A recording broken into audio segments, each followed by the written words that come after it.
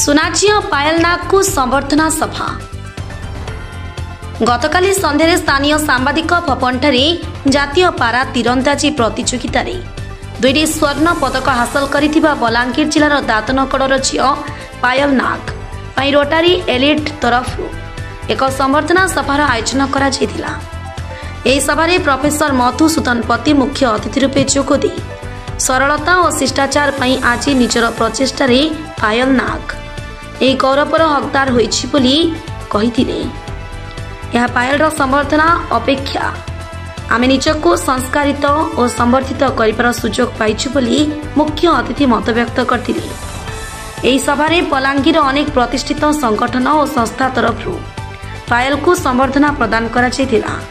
सुनाझिया पायल नाग को एही सभारे रोटारी एलिटर सभापति अर्चना शतपथी सभापतित्व करथिले और वरिष्ठ सभ्य धर्मेन्द्र नंद सभा परिचालना और एलिटर सभ्य नूतन नायक मानपत्र पठन करथिले। शेषरे सभापति धन्यवाद अर्पण करथिले। रोटारी एलिटर समस्त सदस्य सहयोग करथिले।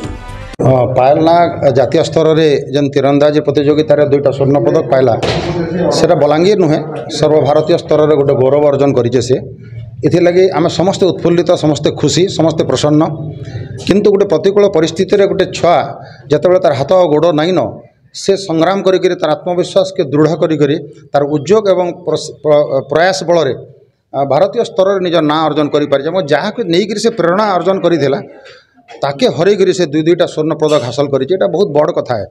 आमे ताके संबर्धना देवाटा बहुत बड़ जिनिस नुहे से आज आम गहन उपस्थित है से ताके नहीं आम लोम टांकुरी उठुचे। आज आम गौरवान्वित है से आम गहन आमर कथा के स्वीकार कर आमर गहन के आसला आम एत बड़ बड़ व्यक्तित्व के आम पाइलु ताके संबर्धना देवार लगे तो संबर्धना देकरी से जते गर्वित नुहे आमे सेते गर्वित है।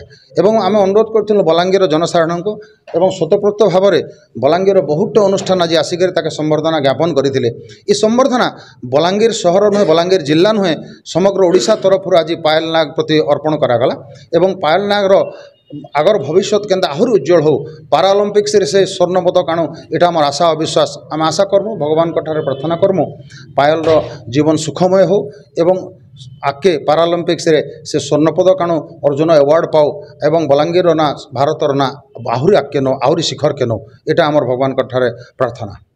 बलांगीर जिला टेटलागढ़ संवाददाता संतोष कुमार पट्टनायक रिपोर्ट श्रीक्षेत्र लाइव।